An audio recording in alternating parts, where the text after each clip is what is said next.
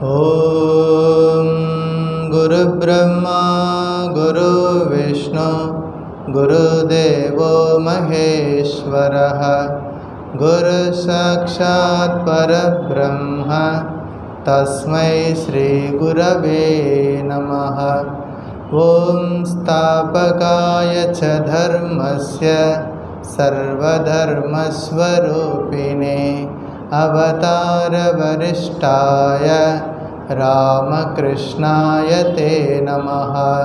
जननीं शारदां देवीं रामकृष्णं जगद्गुरुं पादपद्मे तयो श्रित्वा प्रणमामि मुहुर्मुहुः। नमः श्रीयतिराजाय विवेकानन्दसूरये सच्चित्सुखस्वरूपाय स्वामिने तापहारिणे त्वमेव माता च पिता त्वमेव बन्धुश्च सखा त्वमेव विद्या द्रविणं त्वमेव सर्वं मम देवदेव त्वमेव सर्वं मम देवदेव। ॐ नमो भगवते रामकृष्णाय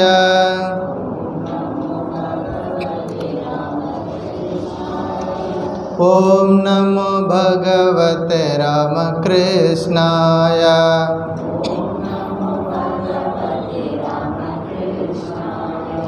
ॐ नमो भगवते रामकृष्णाय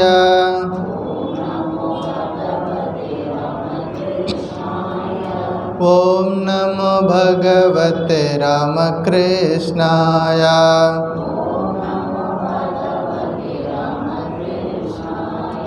ॐ नमो भगवते रामकृष्णाय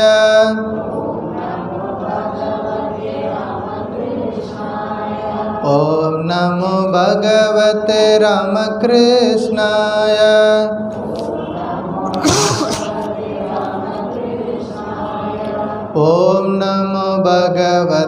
रामकृष्णाय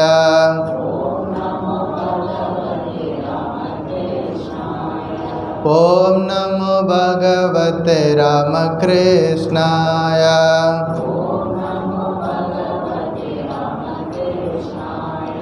ॐ नमो भगवते रामकृष्णाय ॐ नमो भगवते रामकृष्णाय ॐ नमो भगवते रामकृष्णाय ॐ नमो भगवते रामकृष्णाय ॐ नमो भगवते रामकृष्णाय ॐ नमो भगवते रामकृष्णाय। जय रामकृष्ण। शङ्करं शङ्कराचार्यं केशवं बादरायणं सूत्रभाष्यकृतौ वन्दे भगवन्तौ पुनः पुनः। श्रुतिस्मृतिपुराणानाम् आलयं करुणालयं नमामि भगवत्पादं शङ्करं लोकशङ्करम्।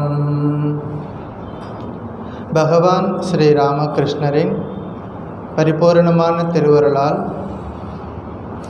ஆதிசங்கரரின் சாதன பஞ்சகம் என்ற ஒரு மிகச்சிறிய வேதாந்த நூலை நாம் படிச்சுட்ருக்கிறோம். வேதோ நித்யமதீயதா ததுதிதம் கர்மஸ்வனுஷ்டீயதா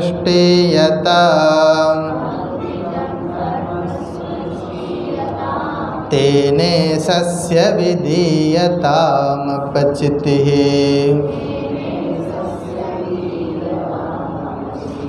काम्ये मतिस्त्यज्यता पापोगपरितूय भवशुके दोषोऽनुसन्धीयता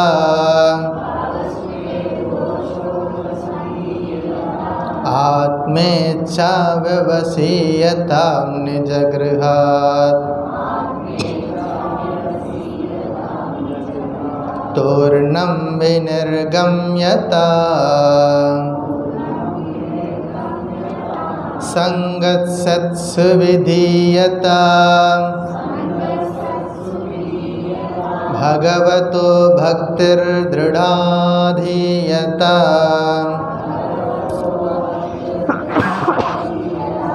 शान्त्यादिपरिचीयतां दृढतरम् कर्मासु संत्यज्यता सद्विद्वानुपसृप्स्यता प्रतिदिनं तत्पादुका सेव्यता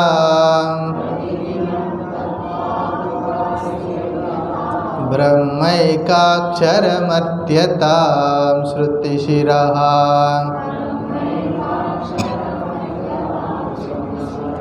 वाक्यं समाकर्ण्यता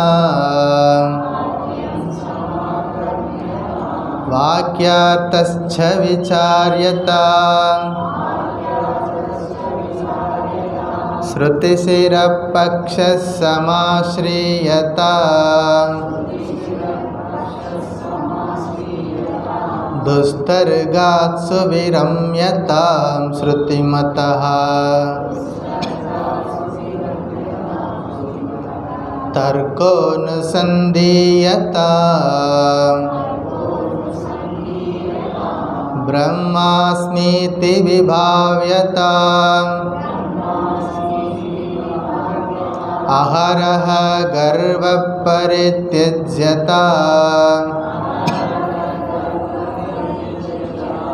देहेऽहं मतिरुज्यतां बुधजनैः वादपरित्यज्यता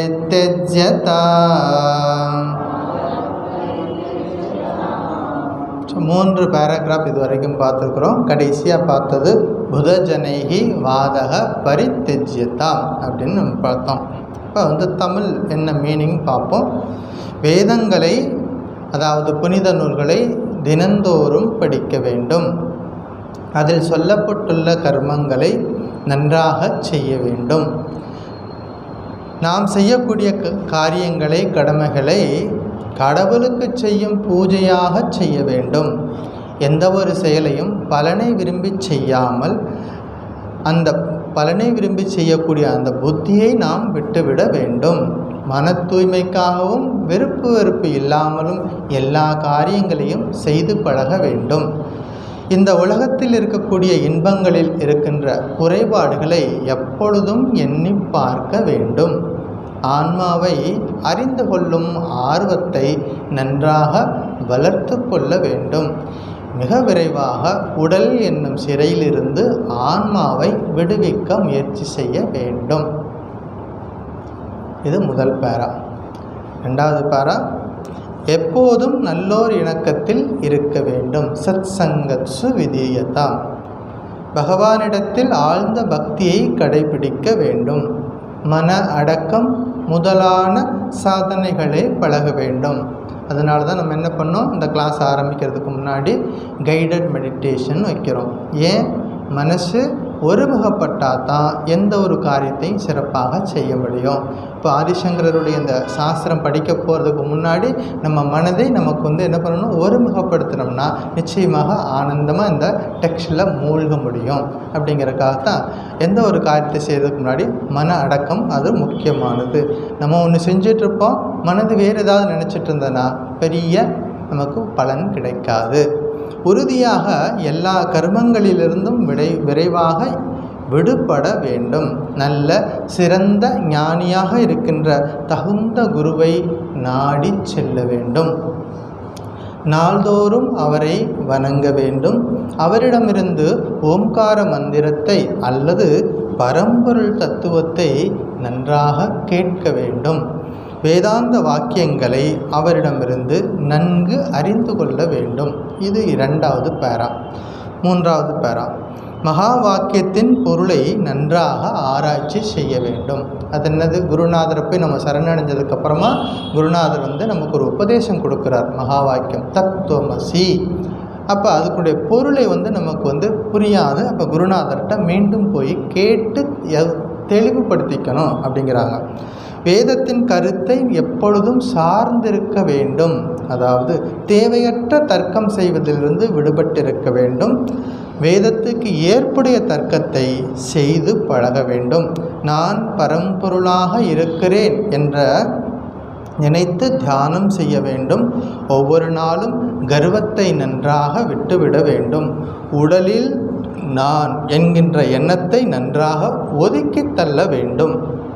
கடைசியாக நம்ம பார்த்தது, அறிஞர்களிடம், பெரியவர்களிடம், சான்றோர்களிடம் வாதம் செய்வதை அறவே விட்டுவிட வேண்டும். இது நம்ம கடைசியாக பார்த்த உபதேசம். இன்றைக்கு நம்ம பார்க்க வேண்டிய உபதேசம் சுத்வ்யாதிஷ்ச சிகித்ஸ்யதாம்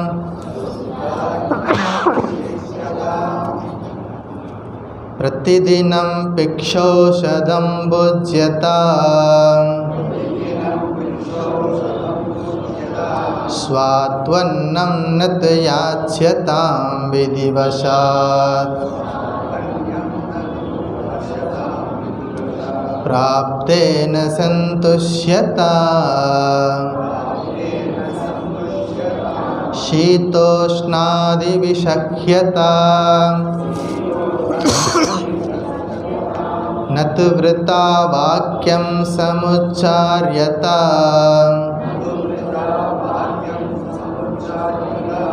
ஔதாசீன்யமபீப்ஸ்யதாம் ஜனகிருபாத்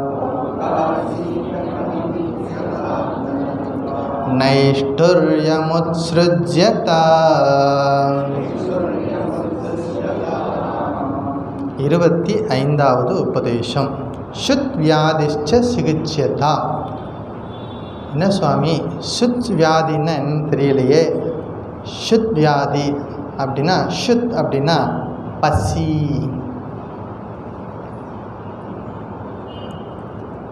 பசின்னா நமக்கு பசி எடுக்குது. அதை எப்படி நீங்கள் வியாதின்னு சொல்லலாம்? வியாதின்னா சர்க்கரைன்னா ஒரு வியாதி, ப்ரெஷர் அப்படின்னா வியாதின்னு சொல்கிறாங்க. வேறு ஏதாவது இப்படியெல்லாம் நம்ம வியாதின்னு கேள்விப்பட்டிருக்கிறோம். பசின்னா நம்ம வழக்கமாக சாப்பிட்றது தானே, வீட்டில் பசி எடுத்தால் சாப்பிடுவோம். அப்படின்னா ஆச்சாரியர் என்ன சொல்கிறாரு? சுத் வியாதின்னு சொல்கிறாரு. இப்போ பசிங்கிறத ஒரு வியாதியாக வைக்கிறாரு. அப்போ ஏன் வைக்கிறாருங்கிறத இப்போ பார்ப்போம். இந்த பேராவில் ஒரு நம்ம ஆரம்பத்துலேருந்து அப்படியே நல்லா தொடர்புபடுத்தி படிச்சுட்டே கவனித்து பார்த்திங்கன்னா தெரியும். முதல்ல ஒரு சாதகன் என்ன பண்ணணும்? வேதம் படிக்கணும்னு ஆரம்பித்தார். அதாவது நல்ல நூல்களை படிக்கணும். முதல்ல வேதம் படிக்கணும்னு ஆரம்பித்து, வேதம் படிக்கிறதுனால எப்படி வாழ்க்கை நடத்தணும், எப்படி கர்மங்களை செய்யணும், இதெல்லாம் சொல்லிக்கிட்டு வந்தார். அப்புறம் தகுந்த குருவை நாடி போகணும்னு சொன்னார். குருவுக்கிட்ட உபதேசம் வாங்கிக்கணும்னு சொன்னார். அப்புறம் என்ன பண்ணுறாரு? அந்த ஆத்ம தத்துவத்தை அவர்கிட்ட நன்றாக விளக்கம் கேட்டு பெறணும். தேவையற்ற தர்க்கம் பண்ணக்கூடாது, நல்ல தர்க்கம் பண்ணணும். இதெல்லாம் சொல்லிவிட்டு நான் உடம்பில் உடம்பே நான் அப்படின்னு நினைக்கக்கூடாது. அதெல்லாம் சொல்லிவிட்டு கடைசியாக பெரியவங்ககிட்ட பேசும்பொழுது எப்பொழுதும் கர்வம் இல்லாமல் பேசணும், அடக்கமாக பேசணும். அதாவது பர்டிகுலராக வாதம் பண்ணக்கூடாதுன்னு நம்ம கடைசி வகுப்பில் பார்த்தோம். அதாவது வணக்கத்திற்குரிய பெரியவர்களிடம், தகுதியற்ற செருக்குற்ற மனிதர்களிடம் தர்க்கம் செய்வதை தவிர்த்து இடைவிடாது ஆத்ம சிந்தனையில் மூழ்கி பேரானந்தத்தில் திளைக்க வேண்டும் அப்படின்னு சொல்லி கொடுத்தார். சரி சுவாமி, இது சாத்தியமா? இப்போ ஆதிசங்கரரே சிந்தனை பண்ணி பார்க்குறார். எல்லா நேரமும் ஒருத்தர் பேரானந்தத்தில் திளைக்க முடியுதா? அன்றாட நம்ம படிக்கிறோம். ஆதிசங்கர் நம்ம சொல்லியிருக்கார், பேரானந்தத்தில் இருன்னு சொல்கிறாரு. குருமார்கள் அப்படி தான் சொல்கிறாங்க. நம்ம லைஃப்பில் அன்றாட வாழ்க்கையில் பேரானந்தத்தில் 24 மணி நேரம் இருக்க முடியுதா அப்படின்னா அவரே சிந்தனை பண்ண, அவரே ஒரு கேள்வியை கேட்டு அதுக்கு அவரே பதிலும் கொடுக்குறாரு. இப்போ ப்ராக்டிக்கலாக திங்க் பண்ணுறாரு ஆதிசங்கரர், ப்ராக்டிக்கலாக திங்க் பண்ணுறாரு. இப்போ சாதகனுடைய வாழ்க்கையில் இவ்வளோ பெரிய உபதேசங்களை கொடுத்தாலும் அவர்களுக்கு சில பிரச்சனைகள் வரும். அந்த பிரச்சனைகளையும் அவர் ஒரு பட்டியல் போடுறார். அந்த பிரச்சனைகள்லேருந்து அவங்க எப்படி வெளிவரணும் அப்படிங்கிறதையும் சொல்ல போகிறார். எவ்வளவு கருணை இருந்தால், நம்ம மேலே கருணை இருந்தால் ஆச்சாரியர் இப்படி ஒரு அற்புதமான ஒரு உபதேசத்தை நமக்கு கொடுத்துருப்பார். சில பக்தர்கள் எனக்கு ஃபோன் பண்ணாங்க, சில பேர் நேர்லேயும் சொன்னாங்க, சுவாமி நாங்கள் இதுவரைக்கும் படித்தது வரைக்கும் மனப்பாடம் பண்ணிட்டோம், ஸ்லோகத்தெல்லாம் மனப்பாடம் பண்ணி எனக்கு ரொம்ப சந்தோஷமாக இருந்தது. அதாவது எவ்வளவு கஷ்டமான குடும்ப வாழ்க்கையில் இருந்து அன்றாட கடமைகளை செஞ்சுக்கிட்டு இருந்த போதிலும் இந்த டெக்ஸ்ட்டை படிக்கணுங்கிற அவ்வளோ ஆர்வம் இருந்தால் நிச்சயமாக அவங்க எவ்வளோ கஷ்டப்பட்டு அதை மனப்பாடம் பண்ணிட்டேன் சுவாமிஜி, இது வரைக்கும் இப்போ சொல்லிக் கொடுத்த வரைக்கும் மனப்பாடம் பண்ணிட்டேன் அப்படின்னாரு. எனக்கு ரொம்ப சந்தோஷமாக இருந்தது. இதுவும் ஆச்சாரியருடைய கருணையினால தான். அவருடைய கருணை இல்லாமல் இது நடக்காது. ஆனால் முயற்சி, எந்த சாதகனிடத்தில் அந்த முயற்சி இருக்கிறதோ அங்கே தான் இறைவனுடைய அருள் வரும் அப்படிங்கிறத பார்க்குறோம். ஸோ அந்த முயற்சி நம்மக்கிட்ட இருந்துச்சுன்னா நிச்சயமாக வெற்றி பெற முடியும்.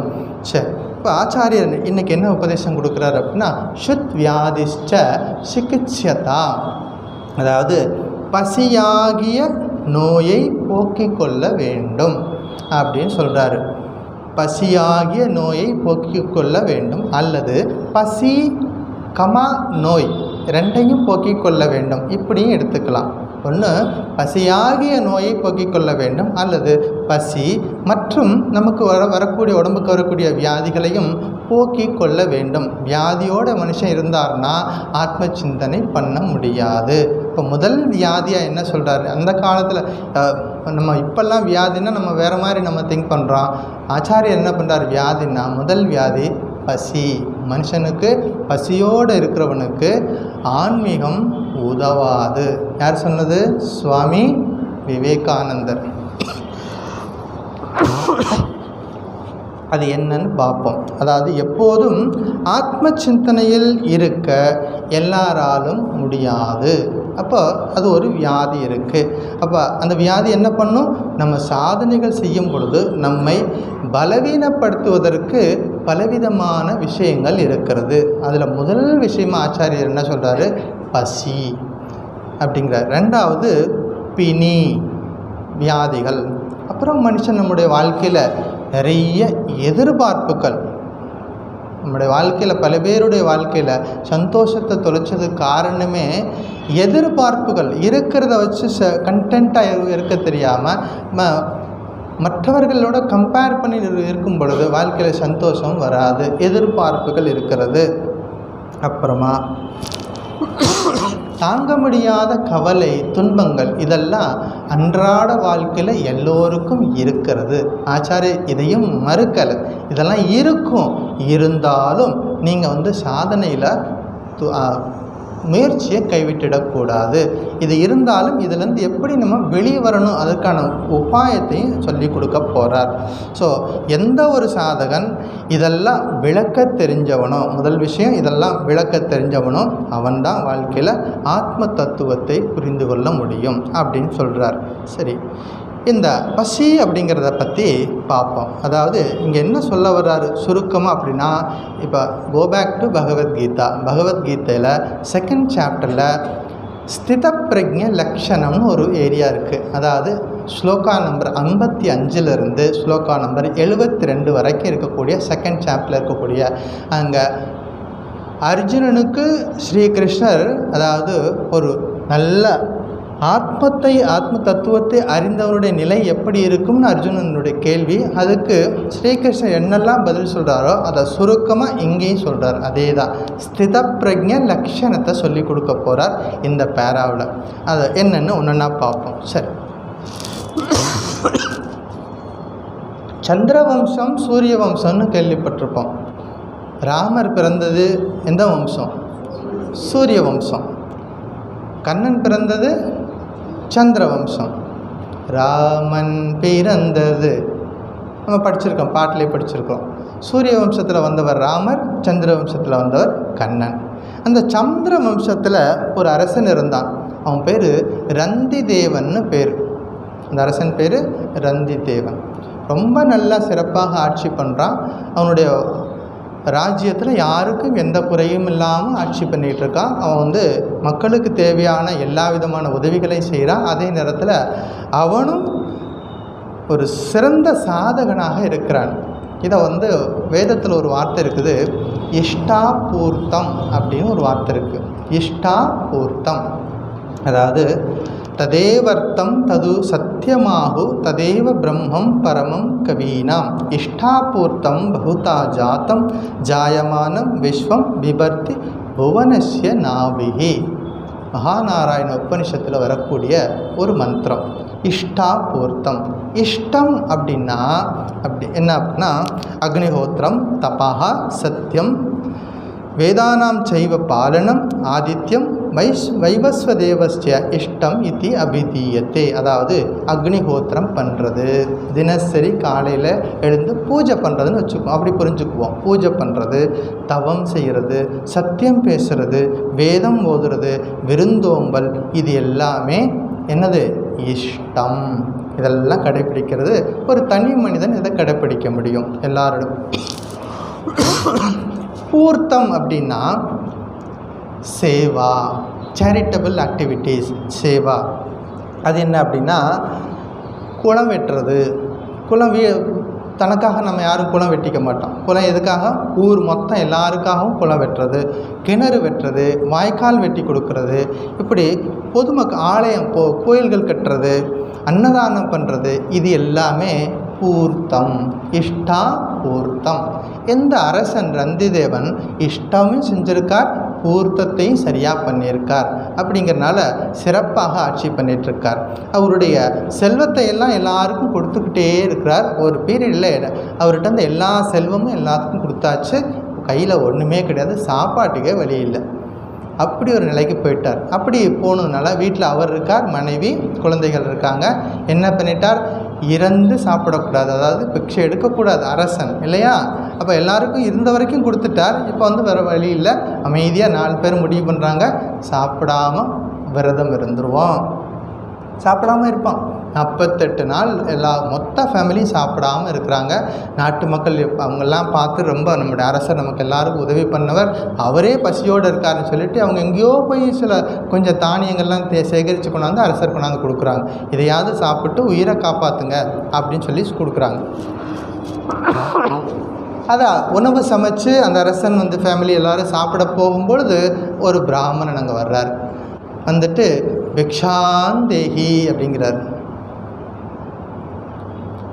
அப்போ அரசன் பார்க்குறார், இது ஒரு இல்லற தர்மம். நம்ம வீட்டுக்கு ஒருத்தர் உணவு கேட்கும் பொழுது அவங்கள முதல்ல அதித்தி தெய்வோ பவ, நம்ம வீட்டுக்கு வந்த விருந்தினர் தெய்வமாக பார்க்கணும்னு சொல்லி வச்சுருக்காங்க. ஆனால் இவங்களே சாப்பிடாமல் உயிர் போகிற நிலையில் இருக்கிறாங்க. இருந்தாலும் வந்த விருந்தினருக்கு முதல்ல சாப்பாடு கொடுக்குறாங்க. அந்த பிராமணர் சாப்பாடு கொடுக்குறாங்க. அவர் சாப்பிட்டுட்டு நல்லா ஆசீர்வாதம் பண்ணிவிட்டு வெளியில் போகிறார். கொஞ்சம் மிச்சம் இருந்தது, அதை சாப்பிடலான்னு மறுபடியும் உட்காடுறாங்க. அந்த நேரம் பார்த்து ஒரு ஏழை வர்றான்.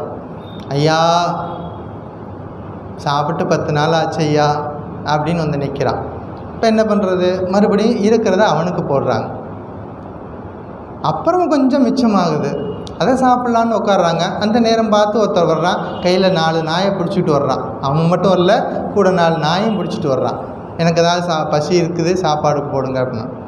அப்போ அவனுக்கும் சாப்பாடு போடணும், அவன் கூட இருக்கிற அந்த 4 உயிரினங்கள் இருக்குது, அதுக்கும் சாப்பாடு போடணும். இதெல்லாம் சாப்பாடு போட்டாச்சு, இருந்ததெல்லாம் காலியாக போச்சு, எல்லாம் முடிஞ்சு போச்சு. ஒன்றும் சாப்பிட்றதுக்கு வழியும் இல்லை, வேறு வழியே இல்லை, தண்ணி தான் குடிக்கணும்னு சொல்லிட்டு கொஞ்சம் தண்ணி இருந்துச்சு, அதை போய் குடிக்கலான்னு போகும்போது ஒரு ஏழை நிற்கிறான். அவன் என்ன கேட்குறான்? அந்த தண்ணியாவது கொடுங்க, நான் குடிச்சிட்டு என் உயிரை காப்பாற்றிக்கிறேன் அப்படின்னு சொல்லி கேட்குறான்.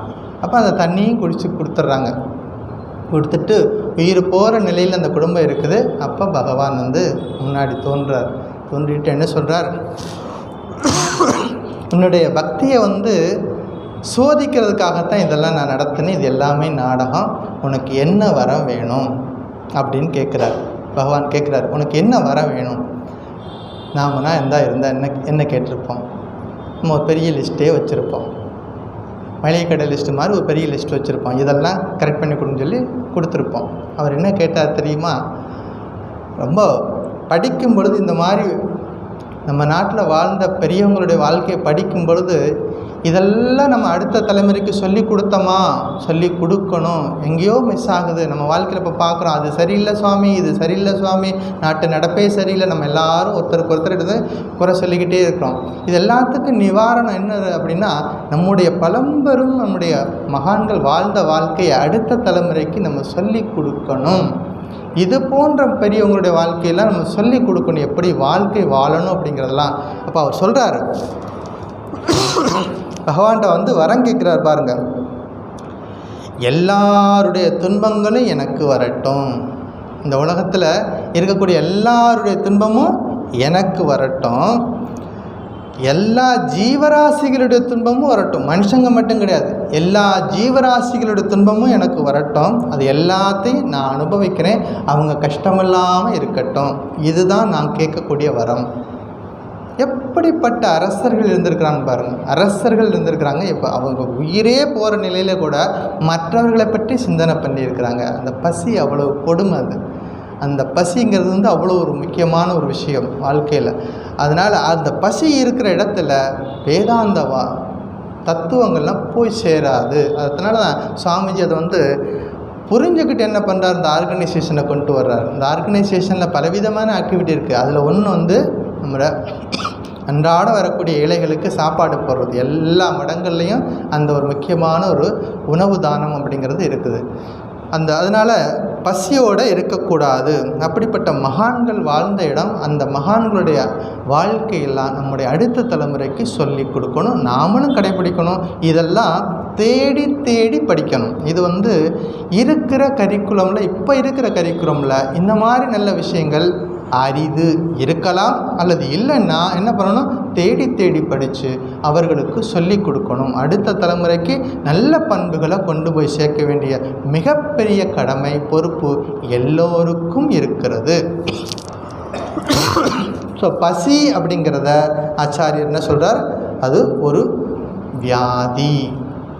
பசியை போக்கிக்கணும். பசி வந்தால் என்ன செய்ய சுவாமி? பசி வந்துச்சுன்னா அது உயிருக்கு துன்பம் விளைவிக்கும்.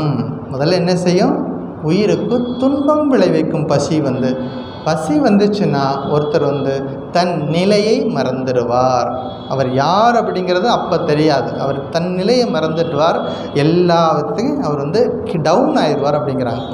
ஒழுக்கம், நேர்மை அப்படிங்கிறத தராதரங்கள்லாம் மறந்து போயிடும். எதனால்? பசி வந்துச்சுன்னா மறந்து போகும் அப்படிங்கிறாங்க. உடலுக்கு துன்பம் வரும், உயிருக்கும் பெருத்த வேதனையை செய்யும் இந்த பசி என்ற இந்த நோய் அப்படின்னு சொல்கிறார் ஸ்ரீராமகிருஷ்ணர். இப்போ நம்ம ஸ்ரீராமகிருஷ்ணர்கிட்ட போவோம். ஸ்ரீராமகிருஷ்ணர் இந்த பசியை எப்படி சொல்கிறார்ப்பா? பசி அப்படிங்கிறது உடலை சார்ந்தது மட்டும் அல்ல. பசி என்பது உடலுக்கு நமக்கு தெரியும், எல்லாருக்கும் பசி இருக்குது. அது உடலை சார்ந்த பசி மட்டும் கிடையாது. பசிக்கு இன்னொரு மீனிங் கொடுக்குறார் ஸ்ரீராமகிருஷ்ணர். அது என்ன அப்படின்னா, இறைவனை அடைவதற்கான தீவிர ஏக்கம் அப்படின்னு சொல்கிறார்.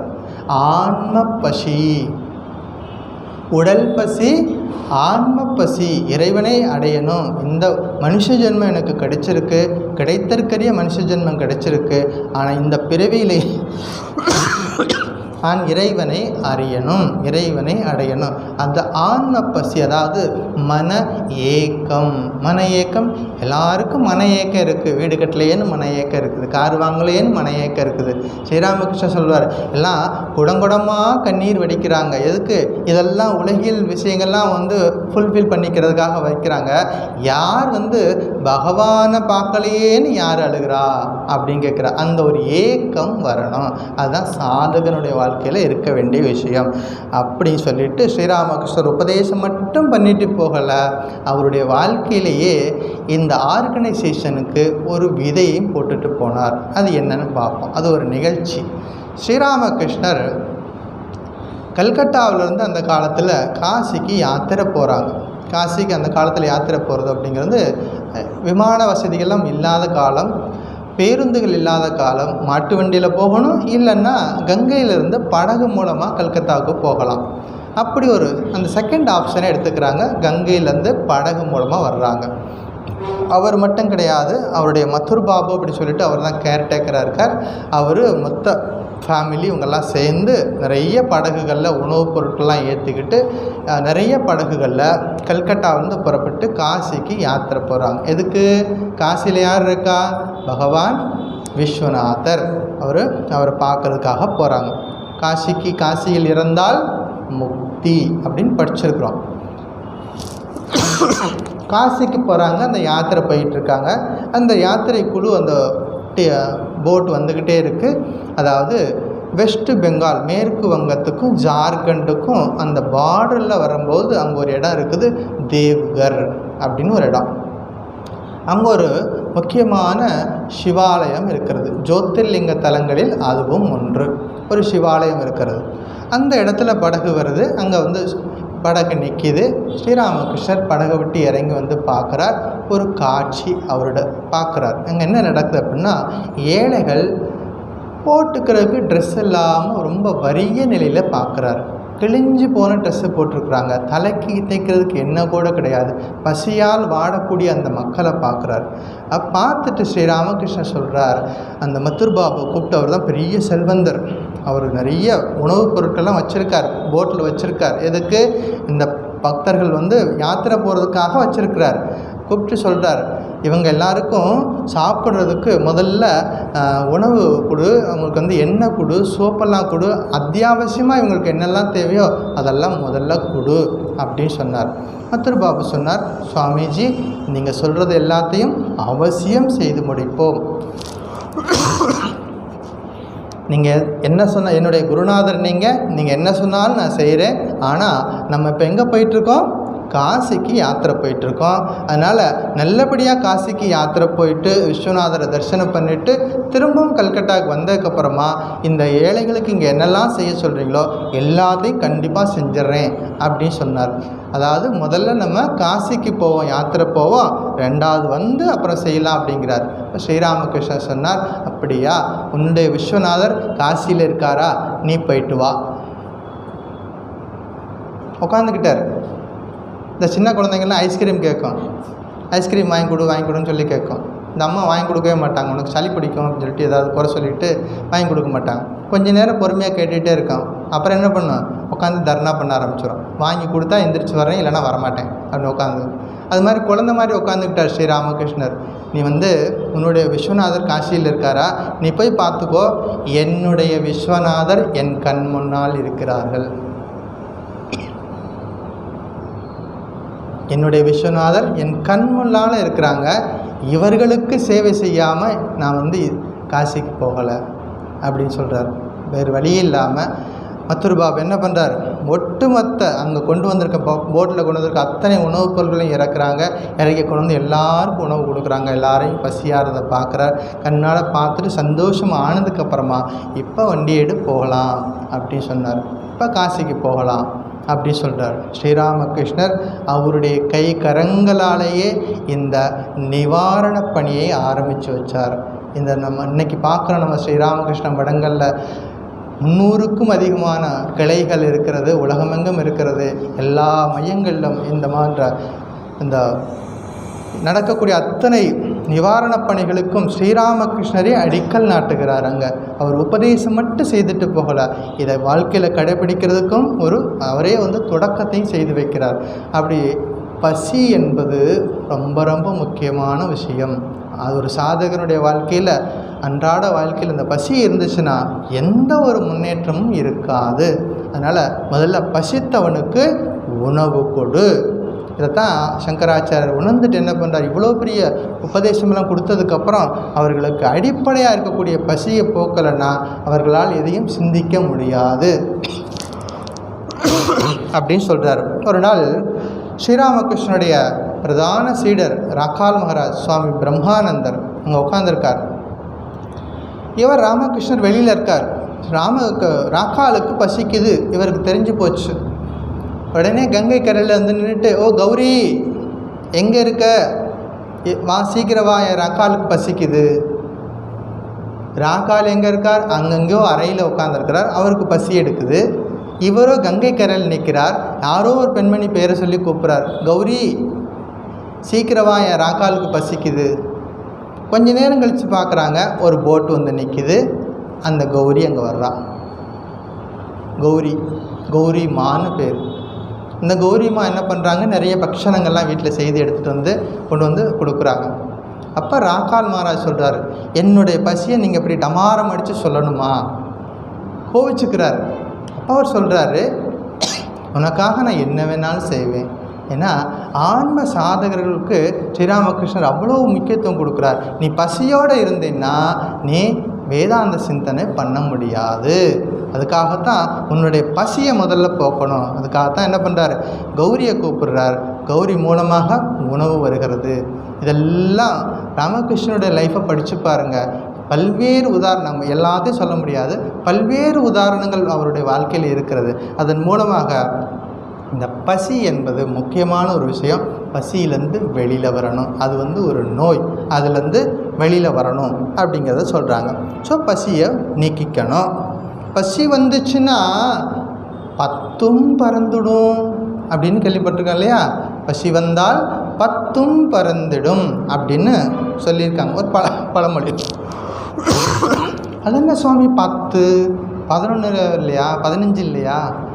10 பசி வந்துச்சுன்னா 10ம் பறந்து போகும். என்னது 10 அப்படின்னா மானம். முதல் விஷயம் என்னது? மானம். ரெண்டாவது குலம். மூணாவது கல்வி, வன்மை, அறிவுடைமை, தானம், தவம், உயர்ச்சி, தாளாண்மை மற்றும் இனிய சொல்.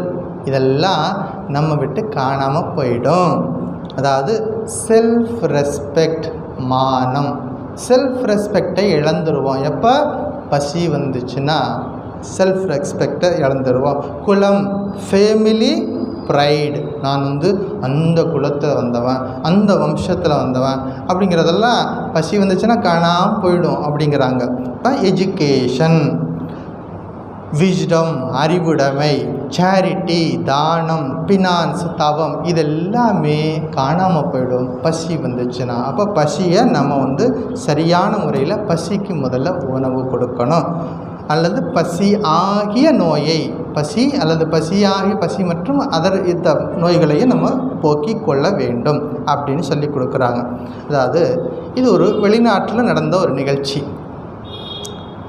ஒரு பையன், சின்ன பையன், வெளிநாட்டு வாழ்க்கை எப்படின்னா, குழந்தைகளை ஒரு சின்ன வயசுலேயே பெற்றோரிடமிருந்து பிரித்து விடுவார்கள். அவர்கள் தனியாக தான் வாழணும்.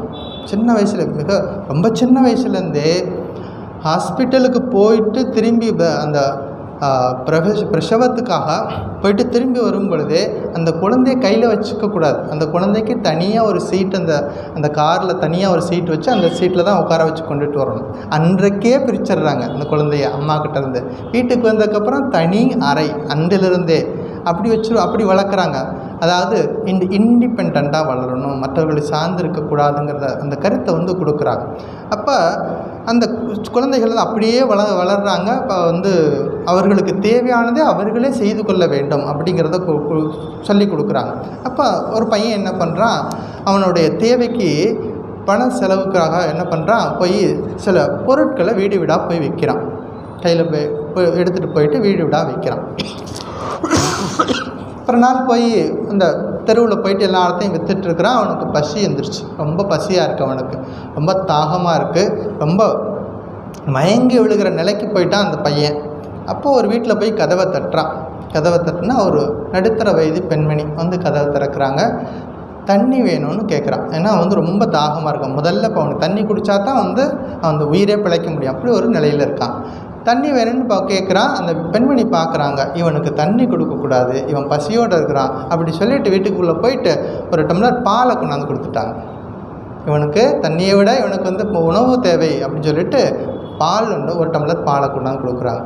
அந்த பாலை குடிச்சிட்டு ரொம்ப சந்தோஷம், வாழ்க்கையில் மறக்கவே மாட்டேன், எனக்கு வாழ்க்கையில் எனக்கு போன உயிரை திருப்பி கொடுத்துருக்குறீங்க அப்படின்னு நன்றி சொல்லிவிட்டு அந்த பையன் போகிறான். பிற்காலத்தில் நல்லா படிக்கிறான், சிறந்த மாணவனாக இருக்கிறான். வாழ்க்கையில் உயர்ந்த கல்வியெல்லாம் படிச்சுட்டு பெரிய டாக்டர் ஆகிட்டான் அந்த பையன். பெரிய டாக்டர், அந்த மாநிலத்திலேயே பேர் சொல்லக்கூடிய அளவுக்கு பெரிய ஒரு டாக்டராக இருக்கிறான். சிறந்த நல்லா சம்பாதிக்கிறான், வாழ்க்கை நல்லபடியாக சந்தோஷமாக போயிட்டுருக்கு. ஒரு நாள் அந்த மருத்துவமனைக்கு ஒரு ஏழை பெண்மணி, வயதான பெண்மணியை கொண்டாந்து அட்மிட் பண்ணுறாங்க. வயதான பெண்மணி. அந்த கேஸு அந்த பெண்மணியை ட்ரீட் பண்ணக்கூடிய பொறுப்பு இவர்கிட்ட வந்துடுது, இந்த டாக்டர்கிட்ட வருது. போய் பார்க்குறார், அந்த பேஷண்ட்டை முதல்ல பார்க்குறார், முகத்தை பார்க்குறார். இந்த முகத்தை என் வாழ்க்கையில் எங்கேயோ பார்த்துருக்கனே அப்படின்னு யோசிக்கிறார். இவங்கள நான் எங்கேயோ பார்த்துருக்கனே. அவர் சின்ன குழந்தையாக இருக்கும்போது, சிறு வயதாக இருக்கும்போது, ஸ்கூலுக்கு போயிட்டுருக்கும்போது அந்த எந்த வீட்டு முன்னாடி போய் கதவை தட்டினாரோ, எந்த வீட்டு பெண்மணி அவருக்கு பால் கொடுத்தாங்களோ அந்த பெண்மணி இப்போ வயதான நிலையில், உடம்பெல்லாம் சுருக்க விழுந்து ரொம்ப வயதான ஒரு நிலையில் அட்மிட் ஆகிருக்கிறாங்க அந்த ஹாஸ்பிட்டலில். இப்போ அவருக்கு பார்த்துக்கிறதுக்கு யாரும் கிடையாது. இவர் பார்க்குறாரு, அந்த பழைய நினைவுகள்லாம் எடுத்து திரும்ப நினச்சி பார்க்குறார். இவர் அந்த பெண்மணி யோசித்து பார்க்குறார், அந்த ரெக்கார்டெல்லாம் பார்க்குறார், அந்த பெண்மணியோட அட்ரஸை பார்க்குறார். எஸ், நான் போன அதே வீட்டு இந்த பெண்மணி தான் அவங்க அப்படின்னு முடிவு பண்ணுறார். என்ன பண்ணுறார், அதெல்லாம் பேக்ரவுண்டெலாம் பார்க்குறார், யார் பே பண்ண போகிறாங்க எல்லாம் பார்க்குறார். யாரும் கிடையாது அப்படின்னு தெரிய வருது. என்ன பண்ணுறார், உயர்ந்த சிகிச்சை கொடுக்கறதுக்கு எல்லாத்துக்கும் ஏற்பாடு பண்ணுறார். என்னென்ன மருத்துவ தேவையோ பக்கத்திலே இருந்து எல்லாத்தையும் கவனிக்கிறார். அந்த பெண்மணிக்கு மீண்டும் நினைவு வருது. ரொம்ப ஒரு கிரிட்டிக்கலான ஒரு நிலையில் கொண்டு போய் சேர்த்தாங்க அவங்கள. இப்போ வந்துட்டு அது நல்ல ஒரு ட்ரீட்மெண்ட்லாம் கொடுத்ததுக்கப்புறமா அவங்களுக்கு மறுபடியும் நினைவு வருது. ஒரு நார்மல் வார்டு கொண்டு வந்து போடுறாங்க. அப்போ கொஞ்சம் நேரம் கழித்து அந்த ஹாஸ்பிட்டல்லேருந்து பெரிய பில்லு, நிறைய பேஜ் அந்த பில்லில். ஒவ்வொரு பேஜ்லேயும் பார்த்தீங்கன்னா $1000 $2000 ஒவ்வொரு பேஜ்லேயும் வந்துகிட்டே இருக்குது. இந்த பெரிய பில்லை கொண்டு போய் ஃபைலை கொண்டு போய் அந்த பெண்மணிகிட்ட கொடுக்குறாங்க. அம்மா, நீங்கள் எங்கள் ஹாஸ்பிட்டலில் வந்து சேர்ந்தீங்க, உங்களுக்கு இவ்வளோ டெஸ்ட்லாம் எடுத்தோம், இவ்வளோ மருந்தெல்லாம் கொடுத்துருக்குறோம், நீங்கள் வந்து பத்திரமா நீங்கள் உயிர் படைச்சிட்டிங்க, இவ்வளோ உங்கள் பில் இது தான் அப்படின்னு சொல்லி கொடுக்குறாங்க. அந்த பெண்மணியை பார்த்து ஒவ்வொரு பேஜாக பார்த்துக்கிட்டே வராங்க. இவ்வளோ பணத்தை நான் என் வாழ்க்கையில் நான் எப்படி போய் கட்ட போகிறது அப்படின்னு யாரோ ஒருத்தர் வந்து ஒரு பரிதாபமாக இருக்கக்கூடிய நிலையில் இருந்ததுனால கொண்டு வந்து ஹாஸ்பிட்டலில் சேர்த்துட்டு போயிட்டாங்க. ஆனால் இவ்வளோ பணத்தை நான் எங்கேருந்து கட்ட போகிறேன், இப்போ நான் உயிர் பழைச்சிட்டேன், ஆனால் இந்த பணத்தை எப்படி கட்ட போகிறேன்னு நினச்சிக்கிட்டே ஒவ்வொரு பேஜாக புரட்டிக்கிட்டே வர்றாங்க. கடைசி பேஜுக்கு வருது. அங்கே தான் டோட்டல் இருக்கும். கடைசி பேஜில் தான் மொத்த டோட்டல் நீங்கள் எவ்வளோ கட்டணும்னு இருக்கும். அங்கே மொத்த டோட்டலில் இருந்துச்சு. அதுக்கு கீழே ஒரு வரியில் கையில் எழுதியிருந்துச்சு. அதுக்கு கீழே ஒரு வரியில் கையில் எழுதிருந்துச்சு. அதை படித்து பார்க்குறாங்க. என்ன சொல்கிறாங்க, நீங்கள் வந்து பில்லு கட்ட தேவையில்லை, நீங்கள் இந்த மருத்துவமனைக்கு பில்லு கட்ட தேவையில்லை, அது எல்லாம் ஒரு கப்பு பாலில் சரியாகிவிட்டது. ஒரு கப்பு பாலில் சரியாகிவிட்டது. இப்பொழுது நன்றி செலுத்தும் நேரம். நன்றி செலுத்தும் நேரம். எப்போவோ ஒரு ரொம்ப வருஷத்துக்கு முன்னாடி அந்த பெண்மணி கொடுத்த ஒரு டம்ளர் பால் எத்தனை வருஷங்கள் கழித்து அதே நபர் வர்றார். அவங்க நினச்சி கூட பார்த்துருக்க மாட்டாங்க. அவர் படிச்சிருவார், படித்து பெரிய மருத்துவர் ஆகுவான்னு அவருக்கும் தெரியாது. அவர் மருத்துவர் ஆகிறார். இந்த ரெண்டு பேரையும் கனெக்டிவிட்டி ஆகுது. நம்ம செய்யக்கூடிய ஒவ்வொரு செயலுக்கும் அர்த்தம் உண்டு. ஒவ்வொரு செயலுக்கும் யாராவது ஒருத்தர் பசியோடு இருக்கிறாங்க, நம்மளால் முடிஞ்சதை கொடுக்கும் பொழுது அது நிச்சயமாக பெரிய ஒரு மாற்றத்தை கொடுக்கும். அதுதான் நம்ம கையில் எடுத்துகிட்டு போகக்கூடிய பேலன்ஸ். மற்றபடி நீங்கள் என்ன பேங்க்கில் போட்டிருக்க எந்த பேலன்ஸும் உங்கள் கூட வராது. என்ன பேலன்ஸ், இந்த பேலன்ஸு கண்டிப்பாக எடுத்துகிட்டு போவோம். இதுதான் வாழ்க்கையில் நிரந்தரமான செல்வம் அப்படின்ட்டு வள்ளுவர் சொல்கிறார். அற்றார் அழிப்பசி தீர்த்தல் அகுதொருவன் பெற்றான் பொருள் வைப்புலி. அற்றார் அழிப்பசி தீர்த்தல் அகுதொருவன் பெற்றான் பொருள் வைப்புலி. அதாவது திருக்குறள் 226. ஒரு பணக்காரர் பொருள் வைத்திருக்கவர் அப்படின்னா அவர் எப்படி இருக்கணும் அப்படின்னா, வறியவர்களின் கடும் பசியை தீர்க்க வேண்டும் அப்படி சொல்லிட்டு, அதுவே பொருள் பெற்ற ஒருவர் அந்த பொருளை பிற்காலத்தில் உதவுமாறு சேர்த்து வைக்கும் இடம். இதைத்தான் நம்ம இந்த நிகழ்ச்சியில் பார்த்தோம். அந்த சிறியவன் அந்த சிறியவனுக்கு உதவிய அந்த பெண்மணி அவங்க வாழ்க்கையில் எப்படி நடந்துச்சுன்னு பார்த்தோம்.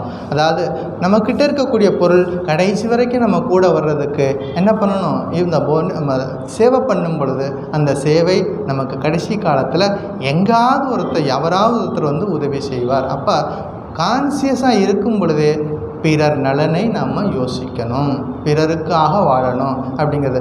ஜீவ சேவை, சிவ சேவை. ஸ்ரீராமகிருஷ்ணருடைய உபதேசங்கள் நிறைய இருக்குது. அதை 4 முக்கியமான உபதேசமாக சொல்லலாம். நம்பர் 1 அப்படின்னா மன் முக் ஏக் கரோ அப்படி சொல்வார். மனமும், அதாவது make your mind and words one.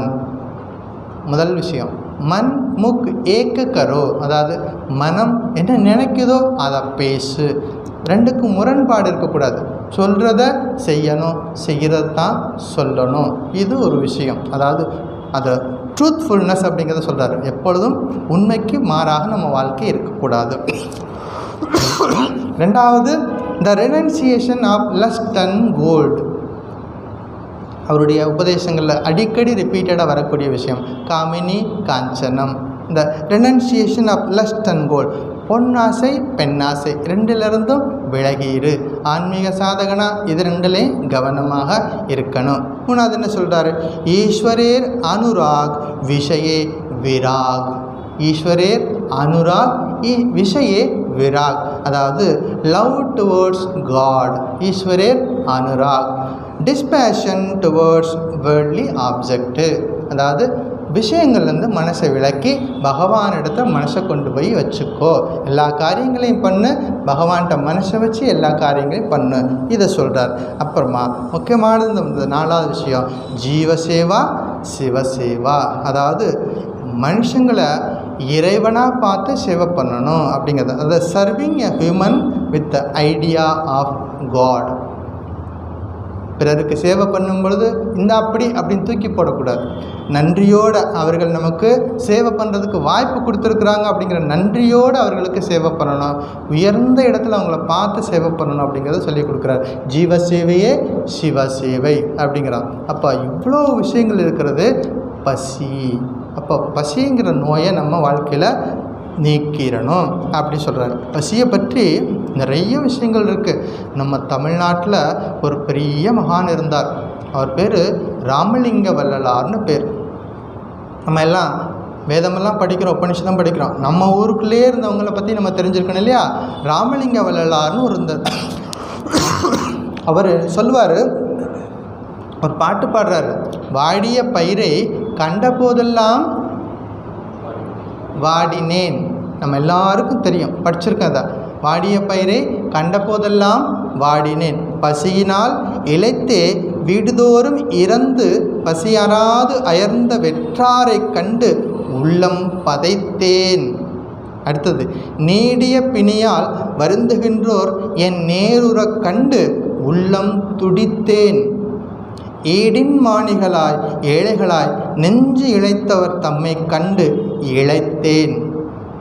Ramalinga Vallalar சொல்கிறார், வாடிய பயிரை கண்ட போதெல்லாம் வாடினேன். நம்ம மனுஷங்களை பார்த்தே நமக்கு இரக்கம் வரல. அவர் பயிர் வாடி போச்சுன்னா அதை பார்த்து மனசு வேதனைப்படுறாரு. அப்போ எவ்வளோ தூரம் எல்லாருக்கிட்டையும் பகவான் இருக்கிறாருங்கிறத உணர்ந்திருந்தா அப்படி ஒரு எண்ணம் அவருக்கு வரும். அவர் தான் சொல்கிறாரு, தனித்திரு பசித்திரு வெளித்திரு. தனித்திரு, எப்போதும் உன்னுடைய ஐடியா உன்னுடைய நோக்கத்தில் உறுதியாக இரு. எப்போதும் தனித்திருந்து சிந்தனை பண்ணு. பசித்திரு, நம்ம படிச்சுட்டு இருக்கக்கூடிய இந்த டாப்பிக்கு பசித்திரு. பசித்திருன்னா உடலுக்கு வரக்கூடிய பசி ஒன்று, ஆன்ம பசி. இங்கே அவர் சொல்கிறது ஆன்ம பசியை சொல்கிறார். ஸ்ரீராமகிருஷ்ணர் சொல்வதும் ஆன்ம பசி, எப்போதும் விழிப்பாக இருக்கணும் அப்படிங்கிறதார். ஆன்ம பசியோடு விழித்திரு, எப்போதும் அவேர்னஸ் இருக்கணும். நம்ம வாழ்க்கையில் எதுக்காக இந்த ஜென்மம் எடுத்திருக்கோம், எதுக்காக இந்த பூமியில் இருக்கோம், எந்த நோக்கத்துக்காக வந்திருக்கிறோம், இந்த அவேர்னஸ் நமக்கு எப்போதும் இருக்கணும். அப்போ எவ்வளோ தூரம் இந்த உலகில் வாழ்க்கையில் எடுக்கக்கூடிய பசியினுடைய கொடுமையை உணர்ந்ததுனால தான் அந்த வள்ளல் பெருமான் என்ன பண்ணார், மக்களுடைய ஜீவகாருண்யத்தை நடைமுறைப்படுத்துறதுக்காக என்ன பண்ணார், வடலூரில் இருக்கக்கூடிய இடத்துல சத்திய தர்மசாலையை அமைக்கிறார். என்ன பண்ணுறார், தினசரி காலையிலேருந்து இரவு வரைக்கும் அங்கே வரக்கூடிய எல்லாருக்கும் உணவு கிடைக்கணும் அப்படிங்கிறத ஆரம்பிக்கிறார். அந்த அவர் அன்றைக்கு ஆரம்பித்து வச்ச அந்த ஜோதி என்றும் எப்போதும் எரிஞ்சு கொண்டே இருக்கிறது. அந்த செயல் தொடர்ந்து நடைபெற்று கொண்டு வருகிறது. அவ்வளோ முக்கியத்துவம் கொடுத்துருக்காங்க அந்த மகான்கள். வள்ளலார் பாடாத பாட்டே கிடையாது, வேதாந்தத்தை பற்றி பேசாத விஷயமே கிடையாது. இருந்தும் கூட அவரும் இதே விஷயத்தில் அந்த சிந்தனை பண்ணுறார். சங்கரர் போலவே அவரும் சிந்திக்கிறார். மக்களுக்கு அடிப்படை தேவையை முதல்ல கொடுத்துடணும். ஒருத்தர் பசியோடு இருக்கும் பொழுது வேதாந்தத்தை சொல்லி கொடுத்தா அங்கே போய் சேராது. முதல்ல அவருக்கு தேவையானது பசிக்கு உணவு அப்படிங்கிறத சொல்கிறார். திருக்குறளில் இன்னொரு குறள் இருக்குது, பகுத்துண்டு பல்லுயிர் ஓம்புதர் நூலோர் தொகுத்தவற்றில் எல்லாம் தலை. எங்கேயோ படித்த மாதிரி இருக்கே சுவாமி, எல்லாம் ஸ்கூலில் படித்தது தான். பகுத்துண்டு பல்லுயிர் ஓம்புதல் நூலோர் தொகுத்தவற்றில் எல்லாம் தலை. அதாவது நமக்குள்ளே இருக்கக்கூடிய நம்மக்கிட்ட இருக்கக்கூடிய உணவை என்ன பண்ணணும், மற்றவர்களோட பகிர்ந்து சாப்பிடணும். அப்படி செய்கிறது பெரிய பெரிய வேதாந்த கருத்துக்களை விட படிச்சுக்கிறத விட இது பெரிய மிகச்சிறந்த ஒரு உதாரணம் அப்படிங்கிறாங்க. அப்போ இதெல்லாம் ஞாபகம் வச்சுக்கணும். பாரதியார் சொல்வார், வயிற்றுக்கு சோறிட வேண்டும் இங்கு வாழும் மனிதருக்கெல்லாம் அப்படிங்கிற. எல்லா மகான்களும் பாருங்கள் ஒரே நோக்கத்தில் இருக்காங்க, ஒரே மாதிரி சிந்தனை பண்ணுறாங்க. நீ வேணால் அவங்க சொல்லி கொடுக்கக்கூடிய அந்த லாங்குவேஜ் வேணால் மாறி இருக்கலாம். தமிழ்நாட்டில் இருந்து பிறந்த மகான்கள் தமிழில் சொல்லியிருப்பாங்க, வடநாட்டில் இருக்கவங்க ஹிந்தியில் சொல்லியிருக்கலாம், வேறு மாநிலத்தில் இருக்கவங்க அவரவர் மாநில மொழியில் பேசியிருக்கலாம். எல்லா மகான்களும் ஒரே கருத்தில் தான் இருக்காங்க. அந்த ஜீவகாருண்யம், அந்த ஆத்ம சிந்தனை, எல்லாருக்குள்ளேயும் அந்த இறைவன் இருக்கிறார் அப்படிங்கிறத பரிபூர்ணமாக உணர்ந்து அந்த கருத்தை எல்லாருக்கும் கொண்டு போய் சேர்க்கணுங்கிறதுல அருளாளர்கள் ஒரே நிலையில் தான் இருக்கிறாங்க, இனி வரும் காலங்களிலும் இருப்பார்கள் அப்படிங்கிறத பார்க்குறோம். இது ரொம்ப முக்கியமான விஷயம். வயிற்றுக்கு சோறிட வேண்டும் இங்கு வாழும் மனிதருக்கெல்லாம். எப்படி இன்றைய உபதேசம், சுத் வியாதிஷ்ட சிகிச்சதாம், பசி என்னும் நோயை போக்கிக் கொள்ள வேண்டும், அல்லது பசி கமா நமக்கு இருக்கக்கூடிய மற்ற நோய்களை போக்கிக் கொள்ள வேண்டும். அப்போ பசி நோய்க்கு என்ன மருந்து அப்படிங்கிறத அடுத்த உபதேசத்தில் சொல்ல போகிறார். இப்போ நோய்னா முதல்ல என்னென்னு தெரிஞ்சுக்கணும், அந்த நோய்க்கு மருந்து என்ன அப்படிங்கிறத அடுத்த சொல்ல போகிறார். அந்த மருந்தை எவ்வளோ சாப்பிடணும் குவான்டிட்டியும் சொல்ல போகிறார். ரொம்ப பியூட்டிஃபுல்லாக இருக்குது இதை படிக்க ரொம்ப ஆனந்தமாக இருக்கும் இதை படிக்கிறதுக்கும்போது. ஒரு முதல்ல வியாதி என்ன, நம்ம டாக்டர்கிட்ட போகிறோம், போய் இன்னும் உட்காந்த உடனே இந்த அப்படின்னு சொல்லிட்டு அவ்வளோ மாத்திரை எடுத்து கொடுத்து போயிட்டு வான்னு சொல்கிறாங்களா? கிடையாது. முதல்ல என்ன பண்ணுறாங்க, டயக்னோஸ், முதல்ல என்ன பண்ணுறாங்க, செக் பண்ணுறாங்க. இந்த ஸ்டெத்து வச்சு பார்க்குறாங்க, தேவைப்பட்டுச்சுன்னா எக்ஸ்ரே எடுக்கிறாங்க, ஸ்கேன் எடுக்கிறாங்க. இதெல்லாம் பார்க்குறது என்னது, நோய் என்னன்னு முதல்ல தெரியணும். அந்த நோய் தெரிஞ்சதுக்கப்புறமா என்ன மருந்துங்கிறத கண்டுபிடிக்கிறது, அப்புறம் அந்த மருந்தை எவ்வளோ சாப்பிடணும், இதெல்லாம் சொல்லி கொடுப்பாங்க இல்லையா? அப்படி அதை நமக்கு புரிகிற மாதிரி ஆன்ம பசின்னு ஒன்று இருக்குது, அதை தெரிஞ்சுக்கோ. அந்த ஆன்ம பசியை போக்கணும், முதல்ல அந்த ஆன்ம பசியை வளர்த்துக்கணும். உடல் பசியை போக்கணும், ஆன்ம பசியை வளர்த்துக்கணும். ஆன்ம பசிங்கிறது ஒரு நோய், அதுக்கு ஒரு மருந்து இருக்குது. அந்த மருந்து என்னங்கிறது அடுத்ததில் சொல்ல போகிறாரு. அந்த மருந்து எவ்வளோ சாப்பிடணுங்கிறத சொல்ல போகிறாரு. இவ்வளவு அழகான இருக்கக்கூடிய ஸ்டெப் பை ஸ்டெப்பாக ஒவ்வொரு உபதேசத்துக்கும் இன்னொரு உபதேசத்துக்கும் ஒரு கனெக்டிவிட்டி இருக்கிறத பார்க்குறோம். இது சாதாரண மனிதர்களால் செய்ய முடியாது, ஒரு மகான்களால் மட்டும்தான் இதை செய்ய முடியும். எந்த அளவுக்கு உயிர்களை நேசிச்சிருந்தா இப்படி நம்ம சொல்லுவோம், எளிமையாக நமக்கு புரிகிற மாதிரி சொல்லி கொடுக்குறாங்க.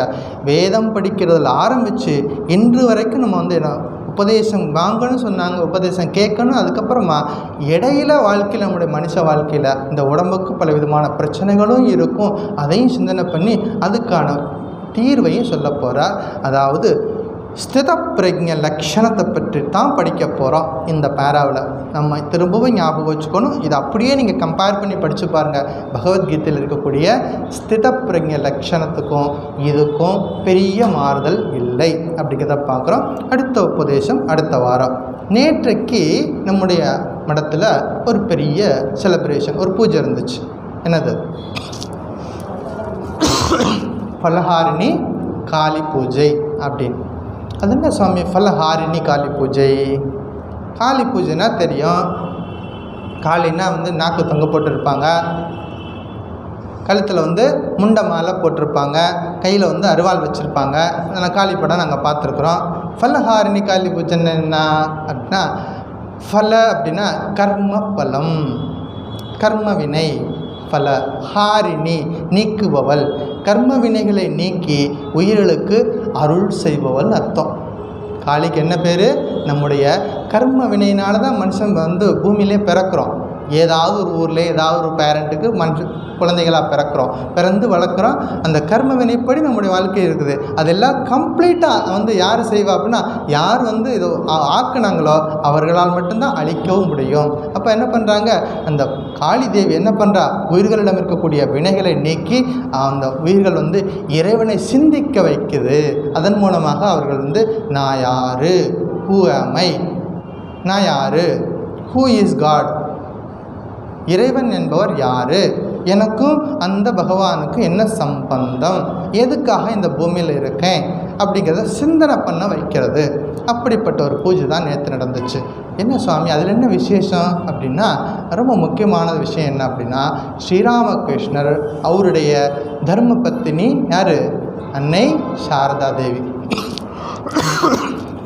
சாரதா தேவியை மனைவி, அவரை தெய்வமாக போற்றி பூஜை செய்த நாள்.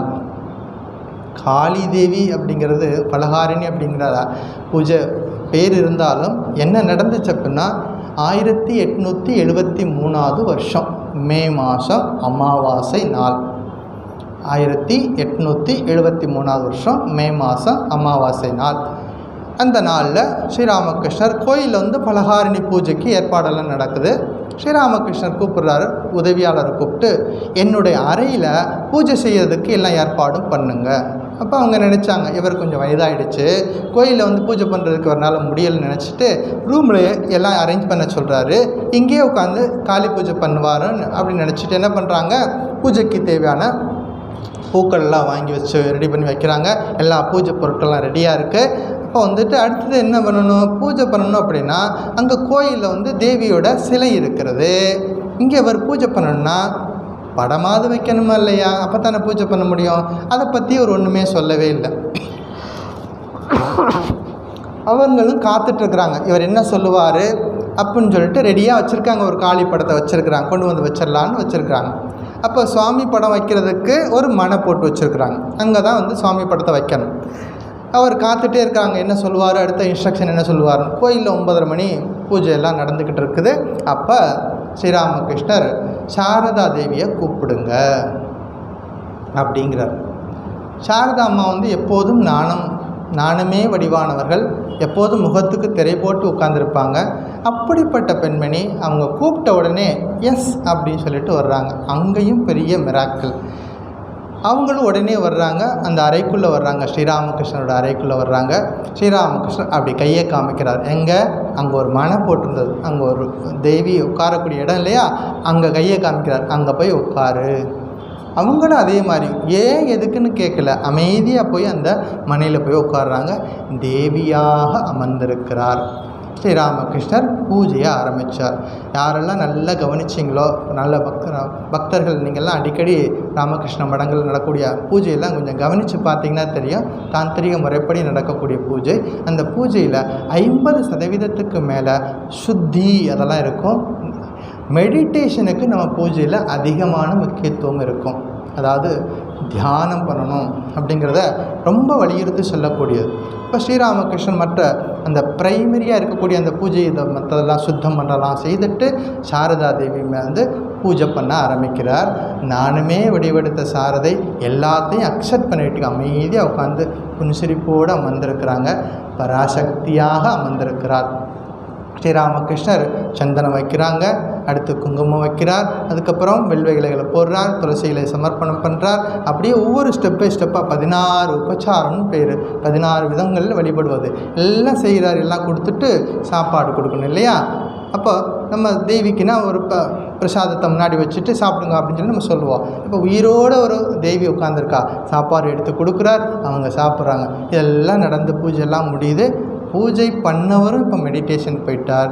யார் பூஜையை ஏற்றுக்கிட்டாங்களோ அந்த தேவியும் மெடிடேஷன் பண்ண ஆரம்பிச்சிட்டாங்க. 2 பேரும் டீப் மெடிடேஷனில் இருக்கிறாங்க. பொழுது போனதும் தெரியலை. காளி கோயிலில் பூஜைலாம் முடிஞ்சு கோயில் டெம்பிள்லாம் க்ளோஸ் பண்ணிவிட்டு எல்லோரும் போயிட்டாங்க. ஆனால் ஸ்ரீராமகிருஷ்ணனோட அறையில் 2 பேரும் சமாதியில் இருக்கிறாங்க. நடு ராத்திரி கிட்டத்தட்ட அதிகாலை நேரம் வரைக்கும் 2 பேரும் தியானத்தில் இருக்கிறாங்க. 2 மணி 3 மணியை போல் ஸ்ரீராமகிருஷ்ணருக்கு புறவு உணவு வருது. அப்போ பார்க்குறார், பூஜைலாம் முடிஞ்சுது. சந்தோஷம் அவர் மனசில் அவ்வளோ சாந்தி நிலவுது. அதாவது எனக்கு அடுத்த சக்ஸஸரை நான் தேடிட்டேன், எனக்கு பின்னாடி இந்த ஆர்கனைசேஷனை வழிநடத்தக்கூடிய ஒருத்தரை நான் கண்டு கொண்டேன் அப்படி சொல்லிட்டு சாரதாம்மா காலில் நமஸ்காரம் பண்ணுறார். எங்கேவாவது நீங்கள் வாழ்க்கையில் பார்த்துருக்கிறீங்களா? மனைவியினுடைய மனைவியுடைய காலில் கணவர் சாஷ்டாங்கமாக நமஸ்காரம் பண்ணுறது, அதை இங்கே பார்க்கலாம். ஸ்ரீராமகிருஷ்ணர் சாரதா தேவியாக பார்த்தார். சாரதாம்மா கேட்டாங்க, நீங்கள் என்ன எப்படி பார்க்குறீங்க? ஒரு நாள் கேட்டாங்க, என்ன நீங்கள் எப்படி பார்க்குறீங்க? ஸ்ரீராமகிருஷ்ணர் சொன்னார், இந்த கோயில் இருக்காளே காளி, கோயில் இருக்குது யார்? காளி தேவி. இந்த கட்டடத்தில் மேலே என்னை பெற்றெடுத்த தாய் இருக்கால, அவள் இப்போ யார் என்கிட்ட கேள்வி கேட்குறாளோ, நீ 3 பேர் எனக்கு ஒன்று தான் அப்படின்னார். அப்போ ஸ்ரீராமகிருஷ்ணர் சாரதா தேவியை தேவியாக பார்த்தார். பூஜையெல்லாம் முடிஞ்சது. ஜெபமாலை கையில் எடுத்தார். அதுக்கு முன்னாடி எவ்வளோ சாதனைகள் பண்ணார். அத்தனை சாதனைகளின் பலனையும் அன்னை பராசக்தியை உன் காலில் சமர்ப்பிக்கிறேன்னு சொல்லிட்டு சர்வமங்கல மாங்கல்யே சிவே சர்வார்த்த சாதிகே சரண்யே த்ரம்பகே தேவி நாராயணி நமோஸ்துதே. நம்ம எல்லோரும் படிச்சிருக்கோம் இல்லையா? தேவி மகாத்மியத்தில் இருக்கக்கூடிய ஸ்லோகம். அந்த தேவி மகாத்மியத்தை மந்திரத்தை சொல்லிவிட்டு சாரதம்மா காலில் சாஷ்டாங்க நமஸ்காரம் பண்ணிவிட்டு, இன்றிலிருந்து இதுவரைக்கும் நான் செஞ்ச அத்தனை தவத்தின் பலனை உன்னிடம் அர்ப்பணித்தேன், நீதான் என் சங்க ஜனனி அப்படின்னு சொன்னார். இதுக்கு பேர் ஷோடசி பூஜைன்னு பேர். பலஹாரிணி காளி பூஜை அல்லது ஷோடசி பூஜைன்னு பேர். இங்கே நம்ம புத்தக நிலையத்தில் புஸ்தகமும் இருக்கிறது. ஸ்ரீராமகிருஷ்ணனுடைய வரலாற்று நூல் அப்படின்னு ஒரு சாரதானந்தர் எழுதினது. பகவான் ஸ்ரீராமகிருஷ்ணர்னு பேர். வால்யூம் 1, 2, 3 3 வால்யூமாக இருக்கும். அதில் 1வது வால்யூமில் இந்த நிகழ்ச்சி வருது. வேணுங்கிறவங்க புஸ்தகம் வாங்கலாம். இன்டர்நெட்லேயும் நீங்கள் இதை படிக்க முடியும். அதாவது ஷோடசி பூஜை அப்படின்னு போட்டிங்கன்னா கிடைக்கும். ஸ்ரீராமகிருஷ்ணனுடைய பலஹாரிணி காளி பூஜை தத்துவம் என்னது? எல்லாரையும் இறைவனாக பார்க்கறது. ஸ்ரீராமகிருஷ்ணன் சாரதா தேவியை அம்பிகையாக தான் பார்த்தாரு. அவங்களும் ஸ்ரீராமகிருஷ்ணரை குருவாக தான் பார்த்தாங்க. இதெல்லாம் அவங்க தெய்வம் மனுஷனாக நமக்கு வாழ்ந்து காட்டிட்டு போயிருக்காங்க. 2 பேரும் வாழ்ந்து காட்டியிருக்காங்க.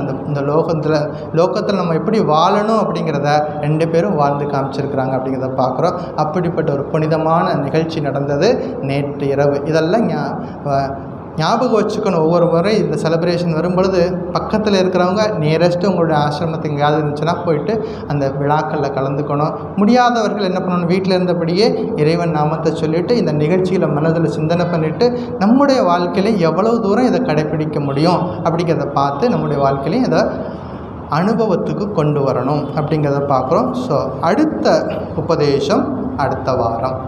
ஓம் சாந்தி சாந்தி சாந்தி. ஹரி ஓம் தத் சத். ஸ்ரீராமகிருஷ்ணார்ப்பணமஸ்து.